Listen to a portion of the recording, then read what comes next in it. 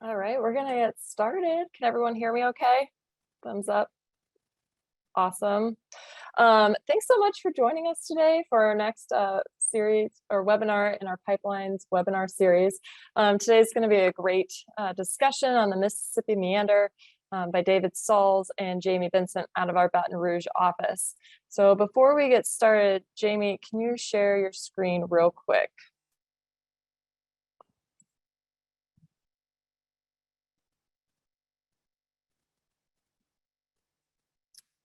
Awesome. Getting close. Yes. So great.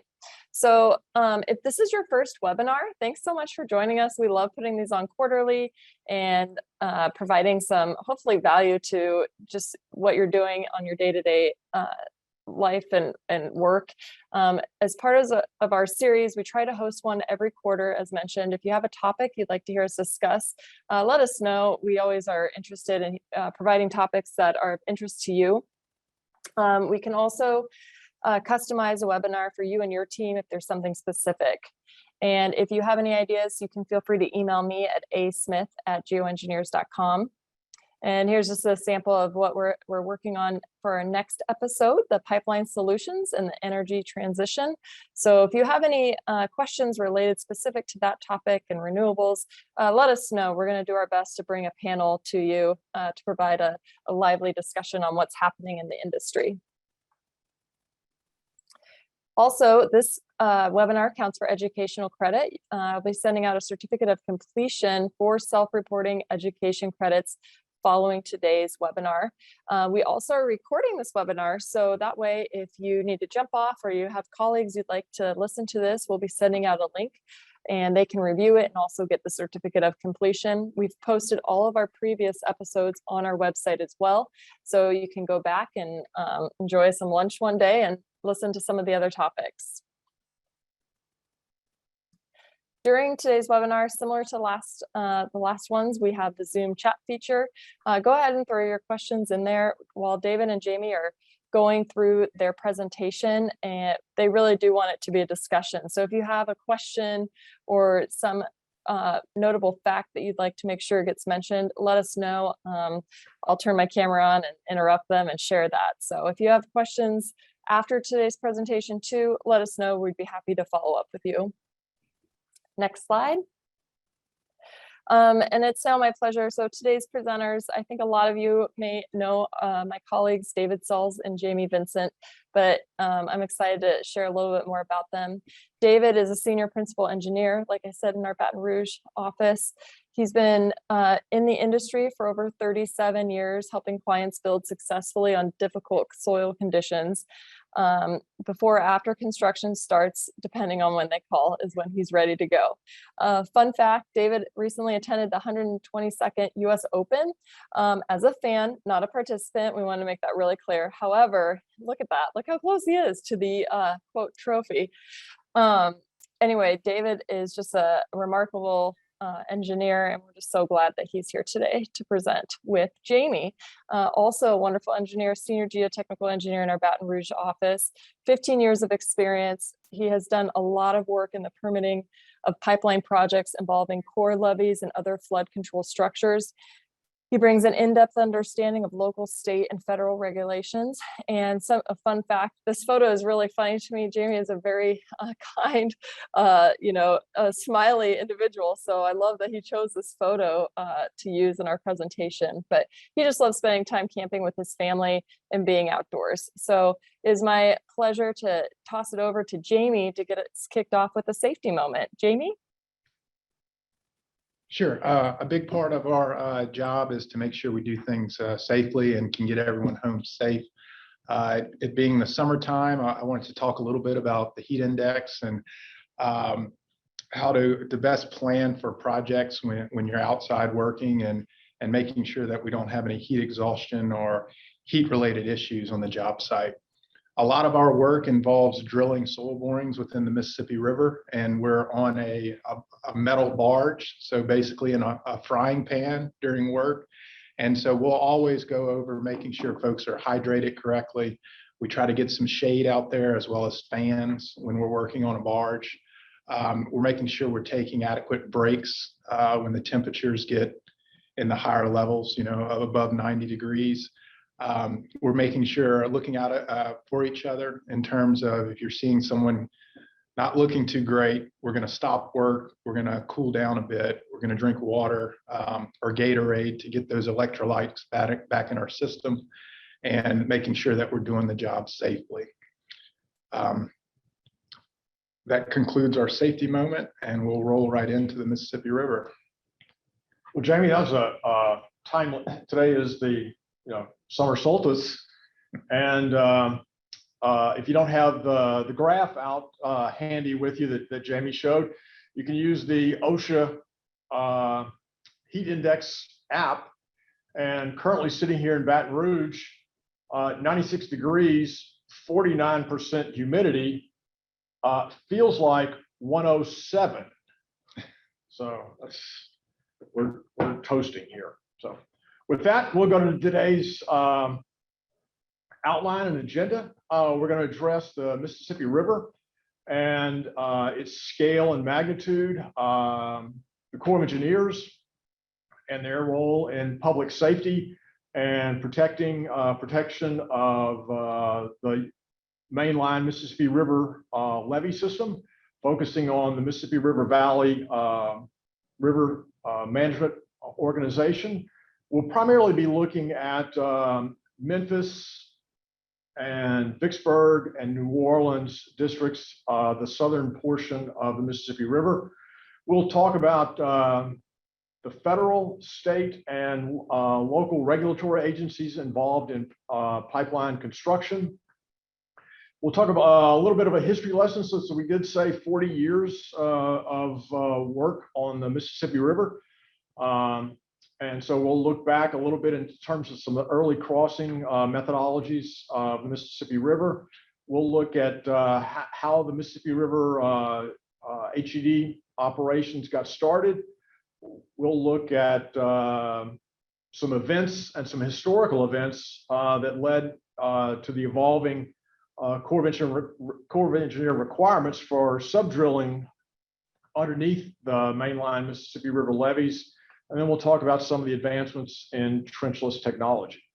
So Jamie, how big this is the 5th largest alluvial system on the planet. How big is it? That's correct. So we start way up in Minnesota and we empty out in the Gulf of Mexico. And that goes over 2,350 miles. The river is, as you alluded to, is kind of controlled by the Army Corps of Engineers through 7 different, so you've got different divisions. The Mississippi Valley Division is controlling the Mississippi River. You've got the St. Paul Local District, Rock Island Local District, St. Louis, Memphis, Vicksburg, and finally the New Orleans local districts. But you've also got state and local jurisdiction as well. And some of these local levee districts date back to the mid-1800s. So one of which is the St. Francis Levee District, and they were incepted in 1893 through state legislature. You've got the Mississippi Levee Board that was established in 1865. The Yazoo Mississippi Delta Levee District, 1884. So a lot of these districts have a long history of working up and down the Mississippi River. Back in the late 1800s, it was a question of whether the river was a federal issue or a state issue. Now it's a federal, it's controlled by the federal government. However, you still need to meet state and local requirements if you have a project within the Mississippi River or within 1,500 feet of the Mississippi River levees. So it's very important to understand the various players involved at these different levels. This is a map of the Louisiana levee districts. And so we've got quite a few along the Mississippi River. We also have a few along the Red River as well. Jamie, all these levee districts go back to flooding that was, so the Delta and cropland is some of the most productive agricultural land around. And so, prior to the Great Flood of 1927, we were experiencing flooding events, and these local levee districts took it upon themselves to try and create some portion of levee control. And so, as you're going to show us in a little bit, how some of those mule-drawn plow levees were initially constructed. So that's how we ended up with all these local responses to catastrophic flooding going back over 100 years. Yeah, that's correct. And then they've also, places like Arkansas, they have over 100 levee districts. So Louisiana, we've got quite a few less, but there's other areas in the country that have quite a bit more.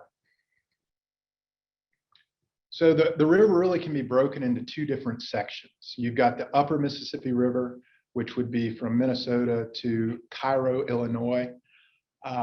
That section of the river is 866 miles, and it's controlled by a lock and dam system as well as some levees along it.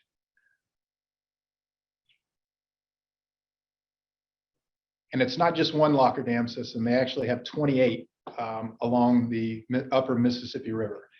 And these locks and dams are used to create a stair-stepping effect along the Mississippi River. So you've got an elevation change of about 400 feet, and you've got to hold some of the water back for navigational purposes. So that way you don't have low spots creating basically a pond, and then you're not able to navigate through some of the more shallower spots. So the Army Corps of Engineers, specifically the Mississippi Valley District, controls all of these lock and dam systems. And then it's also controlled at the local level. So you'll see at the bottom of the page, you've got the St. Paul District involved, Rock Island District, and the St. Louis District involved. And this is all going to be north of Cairo, Illinois, very close to St. Louis area. When you get past Cairo, where the Ohio River, the Mississippi River, the Missouri River are all converging, now you're dealing with one river system, and it's the Mississippi River, the lower Mississippi River. You got 990 miles until you get to the Gulf of Mexico. It's again controlled by the Mississippi Valley Division. And you've also got a unique thing here. We don't have any more locks and dams. It's all controlled by levees and spillways and a flood control structure. You've also got what comes into play is called the Batture. It's the land between the levees, and that'll be very important later on in this presentation in describing how we're looking at crossing the Mississippi River versus the geometry of the actual river. So how do you, Batture, not Batture, not, so if you properly pronounce the word Batture, you will probably raise your project success level just 10%, just being able to use that Mark Twain reference to life along the Mississippi. Yes, that's the vocabulary word of the day. Some areas, the Batture is 15 miles wide. So that's 15 miles of land, and somewhere you've got the Mississippi River in the middle. In other areas, especially south of Baton Rouge, you start to get a Batture area of maybe only 200 feet. And then it's the bank of the river. And so you're really narrowed down once you get to certain areas along the river and certain mileposts. And this is a photo just trying to describe the Batture. Again, this is just south of Baton Rouge. You've got LSU's campus to the right-hand side. The yellow lines represent the levee, and then you've got the land between the levee, as in the Batture. And again, you can tell it's not very big here. It's only a few hundred feet, and then you're right on the edge of the Mississippi River. And then that width, then how much is there also depends on river stage as you're getting, so. Yes, no, that's correct. So this would be relatively low water time. And so you've got some land showing. Another thing to point out, this is just a Google Earth shot, but look at all the river traffic. And so a lot of these barges are actually staged along the Batture. You've also got traffic up and down the river. And so how this all started, again, it's a response to flooding. And so you have a terrible flood, state, local, and federal agencies get together and do something about it. And the beginnings were very humble. I mean, that's a picture on the left from 1903. Those are sandbags at the port of New Orleans, looking like only about waist high. That was used for protection. And throughout the years, the Mississippi River levees evolved. You start getting higher and higher and higher projected floods, and you start getting higher and higher levee sections. And so the levees that you see today are the 1973 version and later. And so you've got a roadway section on the top used for inspection. So from the local level and the Corps, they'll inspect these levees up and down the center line of the levee. And then you've also got certain slopes that they're trying to mandate and keep. Another portion is the evolution of the Mississippi River and how the Mississippi River actually carved the land, especially south of Cairo, Illinois. And so you're starting to not have as much of an elevation change as you're headed south, especially when you get into South Louisiana. Harold Fisk was a geologist that worked for the Corps, and he made these very elaborate maps of the old Mississippi River channels versus the new Mississippi River channels. The existing channel shown depicts the course from 1944, and that's still useful today because that's the course that we have now because of the levee systems that were built in the 20s and later. And so all those colors you see there are distinguishing soil types. So those are identified by either heavy clay deposits or sand deposits or gravel deposits. So all those meander, all those colors really represent subsurface conditions. Yes, and it's really a good place to be if you're a geotechnical engineer, because we can step 100 feet to the left or 100 feet to the right and maybe get into a different substratum, and it makes for interesting findings as you go up and down the river. And you can compare the old channels to the different soils that you will find in your exploration. So in addition to the levees, in the lower Mississippi River, you're dealing with floodways, and you're dealing with spillways, and you're dealing with the old river control structure. And so we've got a lot of action once we get into Louisiana, starting with the old river control structure. That structure is actually used to divert water from the Mississippi River to the Atchafalaya River, and it's on the order of 30%. You've got the Morganza Spillway when you get a little further south, that's used to relieve pressure on the Mississippi River if necessary. And then you've got the Bonnet Spillway just northwest of New Orleans. That is the last safety valve before New Orleans. The old river control structure, that's a marvel in itself. And so prior to 1950, the Atchafalaya, Red River and the Mississippi River were two different items. Then you've got the Red River and the Atchafalaya River with a bend that came in.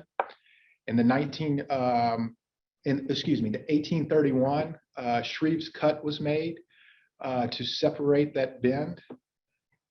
In the 1950s, you started to have the upper Old River kind of branch off and die off. You had the lower Old River start connecting to the Atchafalaya River. And then in '63, the Corps got to work on the Old River control structure. Finally, in 2010, I believe, was the last construction on that control structure. And so again, what it does is it's able to divert a portion of the flow down the Atchafalaya River and relieve some of the pressure on the flood control structures south of the Old River control structure. This is an aerial photo and kind of shows the massiveness of this complete structure. Building started in 1963, 87, and then 1990, they actually have a hydroelectric plant that operates at this facility. And there's a gap in there when we almost didn't make it to 87. And so in 1973, one of the great stories is the flood of 73. There was so much water passing through the Old River control structure. There was water actually flowing below the foundation. And the people who were there reported, there's a whole report on the response of the Old River control structure to the 73 flood, and there were reports of hearing piles rattling with water flowing underneath the Old River control structure. So I'm sure New Orleans is happy that the Old River control structure held in 73. So that's a big deal because the elevation gradient is actually steeper along the Atchafalaya River. And if the Mississippi River had its choice, it would want to go down the Atchafalaya River. And that's something controlled by the Corps now to keep that from happening.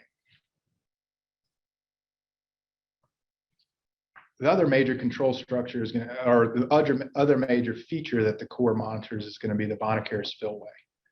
It was constructed in 1950. Construction completed in 1954, and we also have a trivia question for everyone. So if you could type it in the chat, how many times you think the Bonnet Spillway has been open since construction was completed in 1954? I believe April's got a prize for you. So we'll let that roll a little bit, and then going to the next slide. The Bonnet Spillway is actually controlled by flow. And so the Corps will open up the spillway at certain flow thresholds. And so it's not necessarily a river level, but it's going to be the certain volumetric amount of flow going down the river.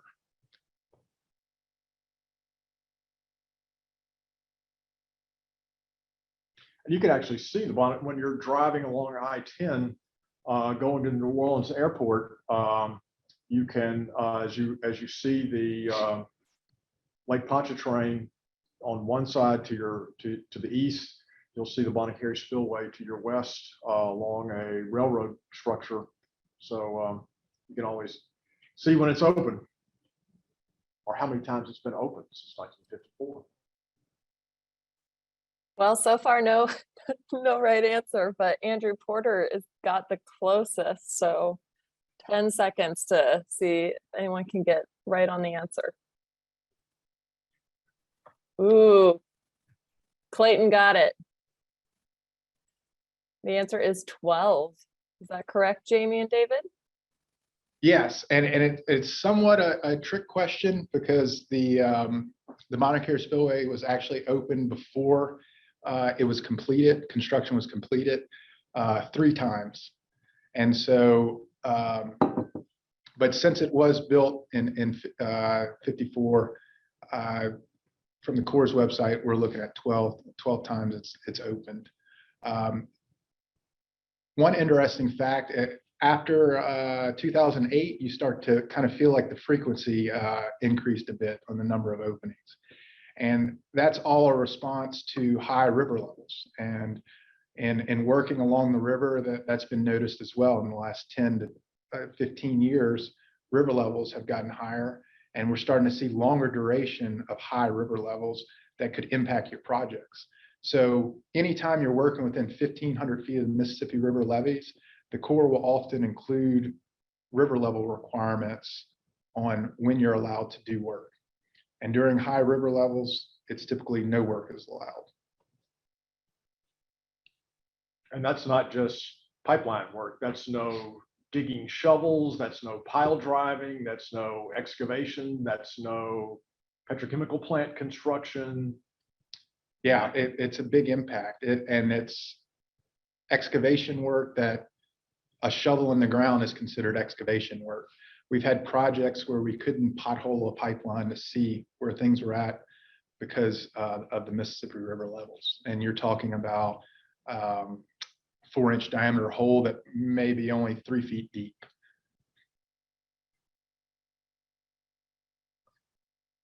And so getting back to like why we have so many control structures and spillways in Louisiana, it's primarily due to the Batture and the amount of room that you've got for floodwaters coming south. This is an aerial photo from NASA of the lower Mississippi River floodway. And you'll see the blue area on the right in 2019 was when we had high river levels.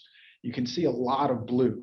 And so that's because some of those areas have a 15-mile wide Batture. They've got a really large Batture that can hold quite a bit of water when the river gets outside of its banks. When you get further south specifically south of Baton Rouge, you start to really tighten up and you don't have near as much batture involved. And so the old river control structure is where the star's at. And so you can see that past that point, you've got a little bit of batture and you end up hitting Baton Rouge, and then it really tightens up between the levees. And you've got to use alternative means to help relieve pressure on those levees through spillways, the Morganza Spillway, the Bonnet Spillway.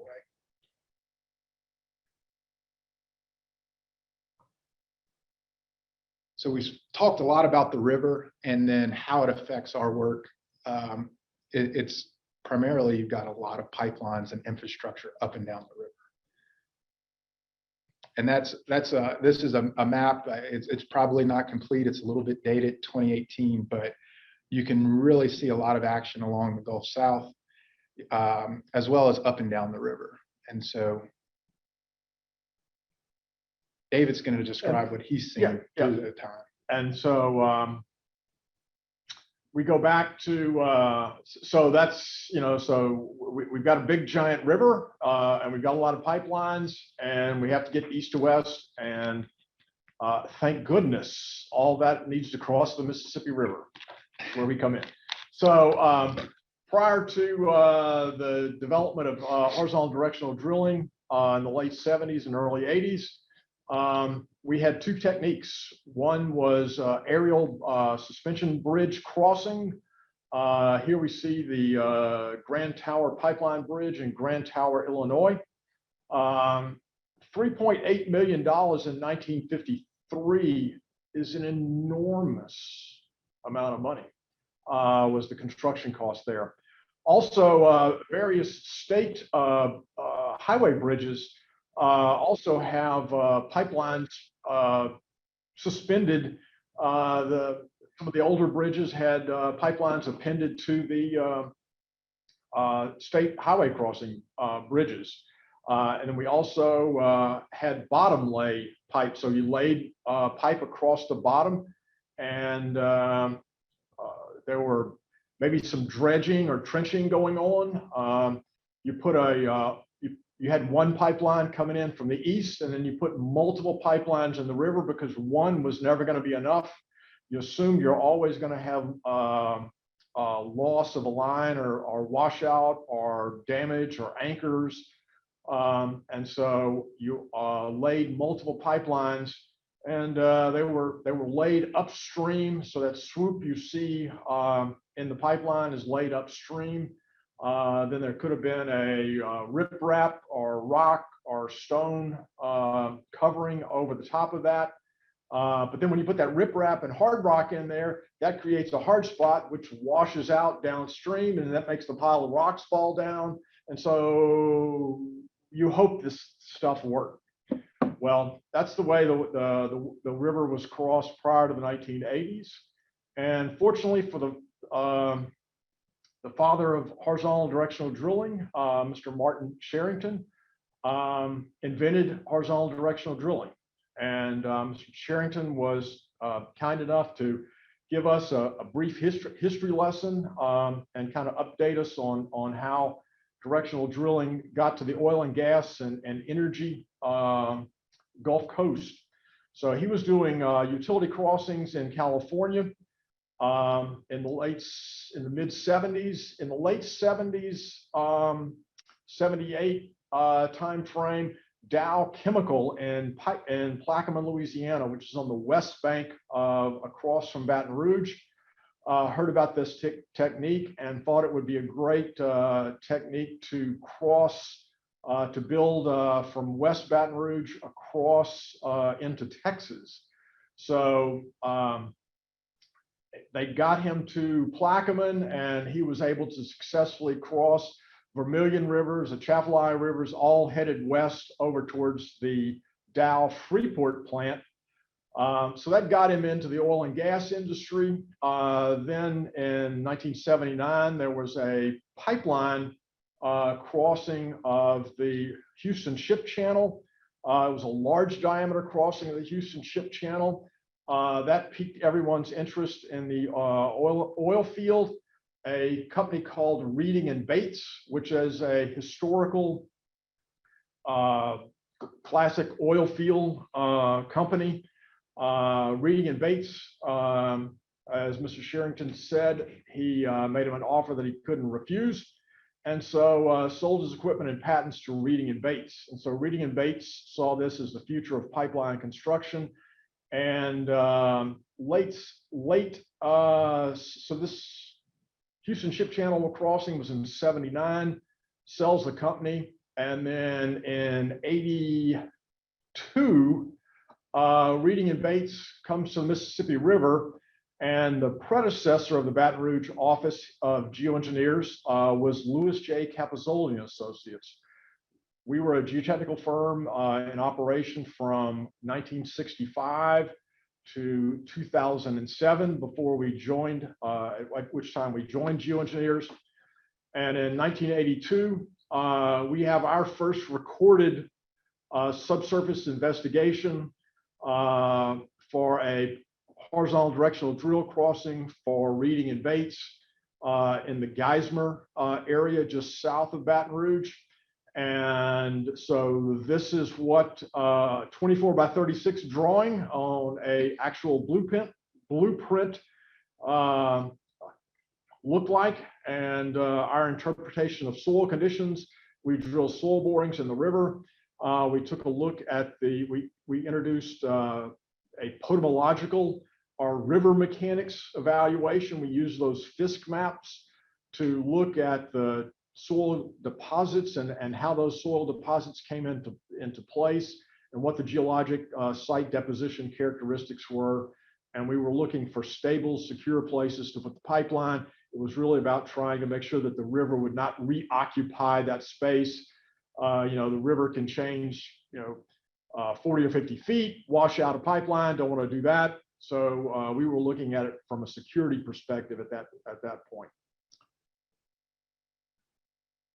And then we're moving along, crossing Mississippi River, successfully crossing other rivers along here.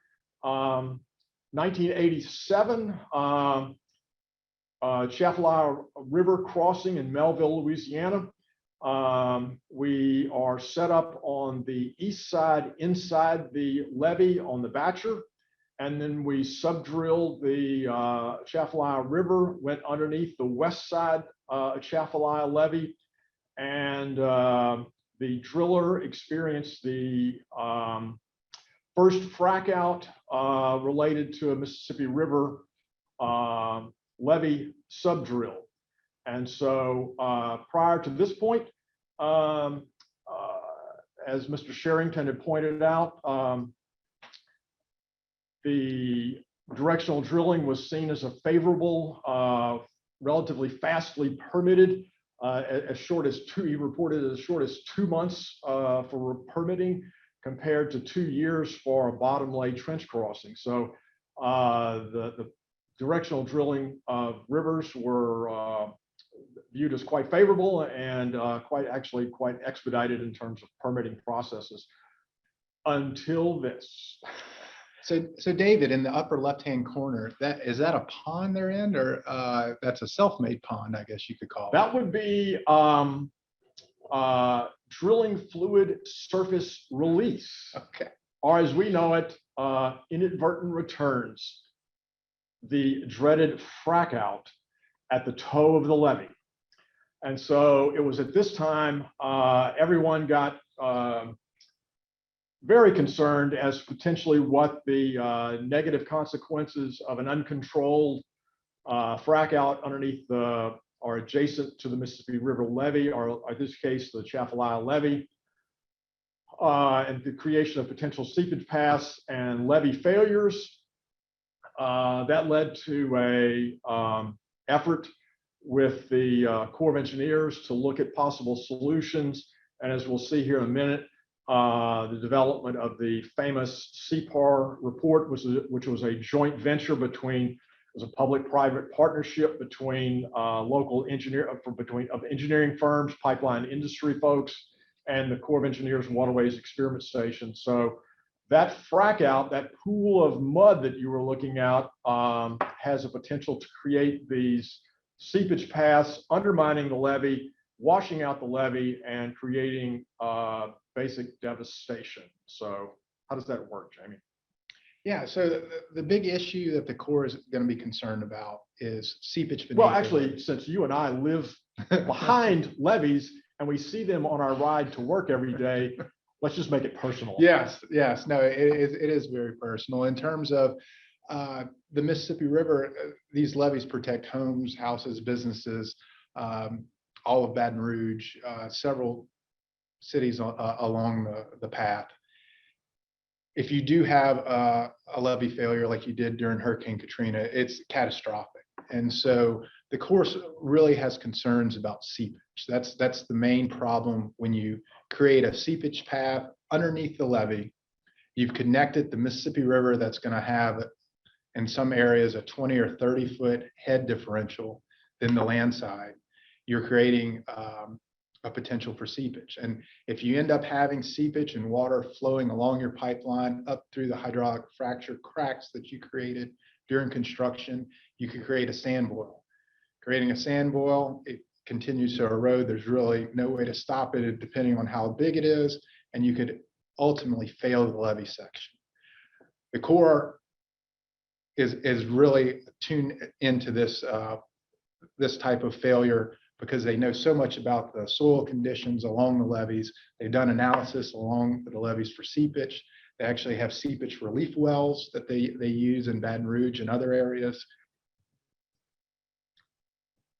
And it's something really they're going to avoid. And so that's when they got into the whole CPAR study. I'm sorry, we've got a question real quick. Yeah, so the question is, to your knowledge, has there ever been a levee failure as a result of a hydraulic fracture within the monitoring zone? The answer would be, thank God, no. And they're primarily that's due to the quality of the permitting process and the oversight that's involved during construction. It quite frankly is stopped long before it gets to that point. So as speaking as folks who live behind the levee, thank goodness the answer is no. And that's from prudent engineering, prudent construction, and rigorous oversight. So CPAR construction. So this is how we got to a joint venture of public-private industry analysis. We went out and there was a section of the levee up in Mississippi that had been relocated. So there was the levee had been reconstructed, and there was a section of levee that was no longer on the main line Mississippi River, but the levee structure itself was there. So we were able to all contribute various technologies and sources of donations of in-kind services. And so we went up and installed piezometers to monitor drilling fluid pressures. We had a drilling contractor come out, sub-drill the levee. We used dye in the drilling fluid so that we could then come back and excavate into the drill path and see what we were looking for. I guess since we were LSU Tigers, we had somehow purple dye. Imagine that. So we went back and excavated the drill path to look at to see what the dye pattern was, and then we also had piezometers installed to see how the soil responded as the drill bit passed. And the short answer was the piezometers were not really. We didn't really. This was an all clay profile. We did not see a lot of migration or soil our piezometric response. I think we identified this as like 0.6. That's right, PSI. 0.6 PSI. Yeah. It wasn't much. But it was a great undertaking that ultimately led to some rigorous analytical work and the methodology that we still follow today, and have fortunately been successful to this date. So the real beauty was in the analytical work that was done as a result of that. Yeah, and so now we start to understand that the soil has a certain formation limit that it can handle in terms of pressure. That CPAR manual really resulted in that equation and understanding how to calculate that and estimate that along your drill path. The other item that we look at as well is the annular drilling fluid required to get cuttings back to your entry location on an HD profile. And so that can be calculated very closely because you know your drilling properties, you know your geometry. The real mystery oftentimes is the formation limit. And so to get the factor of safety that you're looking for, typically it's 1.5 or 2, depending on the methods used. You're going to estimate your formation limit. You're going to calculate your annular drilling fluid pressure. You're going to divide them and you'll get a factor of safety. And so a factor of safety of 2 is essentially estimating that the formation limit is twice as much, can handle twice as much pressure as an annular drilling fluid pressure required to remove cuttings. And the removal of cuttings is a really important key aspect of this. The annular drilling fluid pressure has to be calculated correctly to determine how much pressure is needed downhole to remove cuttings. If you're not removing cuttings, number one, the Corps will shut you down in terms of their permit requirements.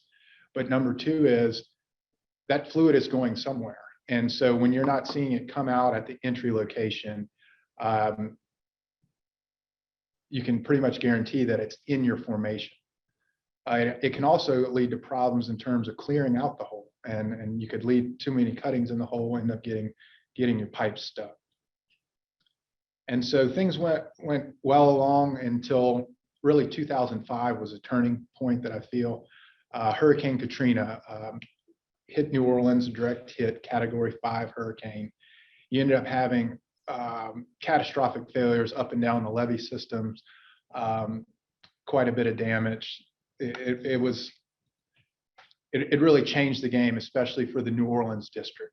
And as a result of that, just like as a result of the flooding and the levees being increased, the Corps came up with a hurricane and storm damage risk reduction system design guidelines, or referred to as HSDRRRS, since that's such a mouthful. But that was a response in 2007. In 2012, they had some revisions, including some of the revisions to the geotechnical section.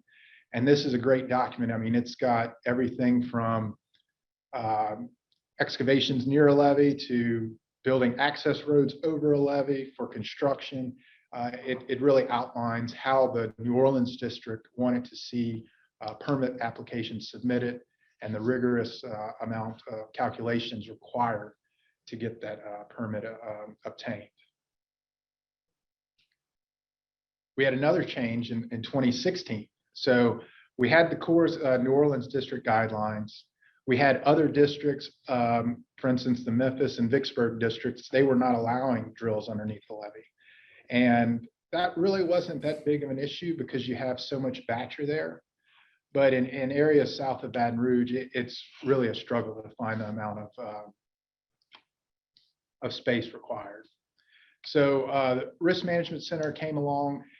They are currently in control of reviewing all levee subdrills across the United States, not just the Mississippi River.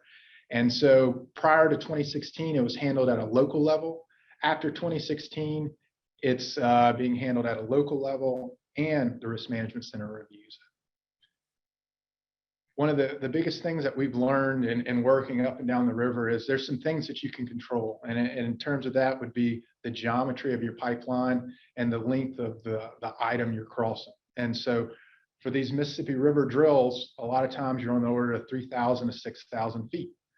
So it's going to be quite a long drill. You've got to understand the geometry that you need. So you can estimate that annular drilling fluid pressure up front.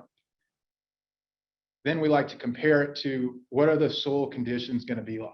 And the Corps did a great job of mapping soil conditions up and down the Mississippi River. This is a geology map from the Corps, and you'll see the orange is called substratum deposits of or point bar deposits of sand. Ultimately, we found due to the length and geometry required for a Mississippi River drill, you're really going to be looking for that orange. You have to have that sand because you'll exceed the formation limit pressures in just a clay profile, especially south of Baton Rouge when you've got typically a salt clay profile. So when we get into situations where we think we're only going to see green on one side of the river and you model it, you typically don't get that permit. You're not going to be able to achieve that factor of safety due to the length. And it's a function of that annular pressure that you need to remove cuttings. It's a function of the Corps requiring that in their permit to have cuttings, cutting removal. And so we're really looking for areas that either have sand across the entire length, or if there's a way for us to fit it in the batture. That's really the preferred method of the Corps, because now you're not connecting the river to the land side of the levee. And so that eliminates a lot of their seepage concerns. You're within the batture, and if you can fit it tight enough with the geometry that you have and still get a certain depth under the river, that's a much better scenario for the Corps. Once you get across the river, you're going to go up and over the levee, and they've got quite a few different ways to do that.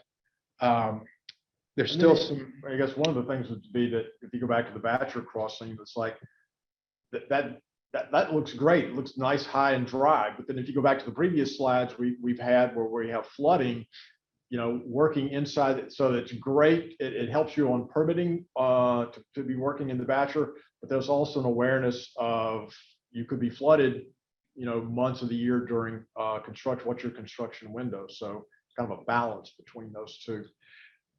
The other good thing is, since we're not sub-drilling the levee section, that is handled at the local district level. The Risk Management Center doesn't get involved because it's not a levee sub-drill anymore. You're drilling the river and you're going up and over the levee. And so that can be helpful and oftentimes reduce the review timeline.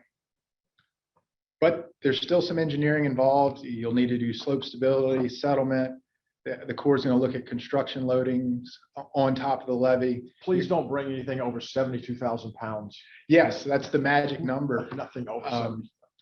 So the Corps will say in the New Orleans district, they'll allow HS20 loading, which is 72,000 pounds or less. And so that's still pretty large size, like a D7 dozer would fall below that. We usually run into problems with pile driving equipment or cranes. And so specific items need to be addressed if you're using equipment that heavy. And it's going to usually result in a slope stability analysis and then definitely construction matting. But again, so we're talking about that formation limit pressure. We talked about drilling soil borings in the Mississippi River. That's really critical. And so you have to have enough data to prove your case to the Army Corps of Engineers that you will be in that sand stratum across the entire length of the drill, especially underneath their levees. And so these are a few photographs of our crew out on site drilling within the Mississippi River, collecting that data. And then we'll have a robust laboratory testing program to really define the different soil stratum that we encounter. Yeah, hats off. I mean, like really, all this doesn't happen without a tremendous hardworking. Just a shout out to our hardworking crew who gets this work done. None of this would be possible if it wasn't for their significant work in the levee. So just that they always deserve a giant hat tip and shout out. Yeah, so they're dealing with Coast Guard drilling in water depths of 100+ feet. It's quite the endeavor. And then ultimately, what we're trying to get to. Where'd the blueprint go? Wow, it's a lot different than the hand-drawn blueprint. Right. So you know, the use of computers. So now we can use CAD and really get this thing lined out in terms of a drill. This is example from the Corps manual that. So you've got your soil layers. The yellow is actually the sand that we're drilling in. You've got your levee section shown. This particular drill actually exited in the Batture. And so that was a function of being able to meet that factor of safety requirement because of the length of the drill and the other side not having quite as much sand. We were having trouble getting that factor of safety. The other thing is it made it really nice because the client had a valve site they wanted to tie in right next to River Road on the west side. And so we were able to make that fit in terms of the geometry, pipe stress calculations that we did, and ultimately the factor of safeties that we needed to meet for sub-drilling the levee. And so the entire time you've got the engineering design, but you've also got the construction aspect. So lucky to have a lot of talented contractors that we work with that really buy into this whole system with the Corps. The Corps is going to be on site monitoring you. You'll typically have the engineer of record on site monitoring the drill and reporting second by second to the Army Corps of Engineers everything that occurs. And so we're monitoring pressures downhole and we're comparing it to the model that we submitted for our permit application. And so when you have pressure spikes or when you're not getting cuttings back, you have to answer to that with the Corps. And to allude to have they had any failure, it's because of this monitoring. And so the second that you're not getting cuttings, you're having a timeout and you're trying to come up with a plan why you're not having cuttings, number one, and what you're going to do to reestablish that with the Corps' involvement. And you've got like maybe one, maybe two other attempts, and then it's really going to be a sit-down formal meeting with standby time on your contractor trying to figure that out. And so again, it goes back to that model. You're modeling the different pressures and you're comparing it to the formation pressure that you've estimated. And so these are all the drawings that you need to be developing in your permit submission. That's correct. Yes. And so the Corps is going to want to see those factors of safety. That's a good estimate, and that's a good way of understanding when things could get a little hairy. But ultimately, it's making sure that you meet that during construction because it's going to be monitored very, very closely. Every joint that goes in the ground, you're monitoring the pressure through drilling that joint. And so it is literally a minute by minute recording of everything going on. Again, with the annular solids, there's a certain percentage of solids that you need to get out of the hole that the Corps is going to be monitoring as well. And so estimates are great. At the end of the day, you really have to have a talented contractor out there that can then meet all these requirements that you've promised to the Corps through your permit application. And then really clear follow-up and reporting data, like how that information is being reported and summarized on a shift-by-shift basis. And so the only thing constant is change. And again, in 2020, the Corps updated their 1998 version of conduits, pipes, and culverts associated with dams and levee systems. And they used a lot of the stuff that the New Orleans district already had in place with the history document. They've added a few other items. They've tweaked a little bit on how you calculate your formation limit pressure, and they've compiled it into this manual, with the idea being that this will go nationwide. It already has, it's been sent out, and we're starting to receive more comments from various districts, not even on the Mississippi River. You know, make sure this is done in accordance with EM 1110-2-2902. And so that's got a great deal of information and anything involved with levees and around levees. And so we'll leave it in closing. Ultimately, pre-application meeting, talking with the folks involved at the federal, state, and local levels, super important. You know, you want to get all of their buy-in on what you're trying to do in your project and understand the different requirements they have. Some of these local agencies, they've got special forms you need to fill out. It's good to get that up front and make sure you check those dots. And some fees. And some fees, yes. Always collect the fees. Right, right. And so also the permit requirements can be updated. So it's good to have that, and the Corps can let you know, hey, we've got a new manual coming out next month, you need to make sure it adheres to these things. That's important. We've had that happen to us. Middle of a project, got a new update in 2012, had to change some things. The other thing is making sure you've got enough planning, not only for the Corps to review it, but also your river level restrictions when you actually go to construction. So you need at least 12 months for the permit application review, but you also need to figure out how that plays out in terms of your actual construction. And then lastly, it's the technology and the advancements and the quality contractors that we're working with, the engineering design. It's really making to where it's protecting the levee integrity, and you're able to still mix flood control protection as well as industry needs. And so we'll come skidding under the wire just in time. right. But yeah, and one thing, so April's going to send out, these are a few different websites that are helpful. You can monitor river levels. You can look and see if your project is crossing a levee section. And then the Lower Mississippi River Channel Dredging Project. So the Corps is dredging from Baton Rouge down to Venice, and they've got different areas they're looking at. And so those bottom lay pipelines, they're being asked to leave. And so you've got some changes occurring.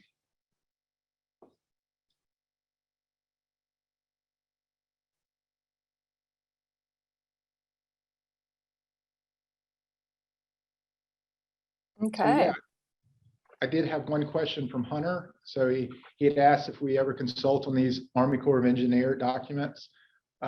Yes, we have, as well as other folks in the industry. The Corps reached out and talked with various engineering firms and discussed some of these documents prior to the finalization of it. Jamie, if you go to the last slide, it'll show your guys' email addresses, I think, in case folks would like to reach out directly to either of you. Like Jamie said, we want to honor your time, and we're coming up on that hour. And if you have any other questions, definitely reach out. Their email addresses are here, but I will be sending out a copy of the recording, as well as CCing David and Jamie in case you want to reach out directly to them. I'll also be including the helpful links that Jamie just shared at the very end. And we really appreciate everyone coming today. It is almost that time, and so feel free to stay on and ask some questions. We'll be on for a couple minutes, but we really appreciate you and all you're doing in the community, and look forward to seeing you at our next one this fall. So thank you, Jamie and David.